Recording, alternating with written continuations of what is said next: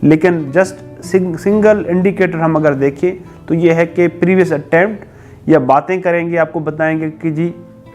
ہم نے خودکشی کرنی ہے، ہوپ لیس ہوں گے، اپنے آپ کے بارے میں بتائیں گے کہ زندگی میں کچھ نہیں رہا، اور بار بار لیٹرز لکھیں گے اپنے رشتہ داروں کو، بتائیں گے، اکیلے اکیلے رہیں گے اور لوگوں سے ملنا جلنا کام کاج نہیں کریں گے، یا نشے کی طرف جاتے ہیں۔ نشے والے لوگ بھی خودکشی کی طرف زیادہ جاتے ہیں، یا ان کو اسٹریس کو برداشت نہیں کر پاتے، ایک بڑا اسٹریس آ گیا، ایگزام فیل ہو گیا،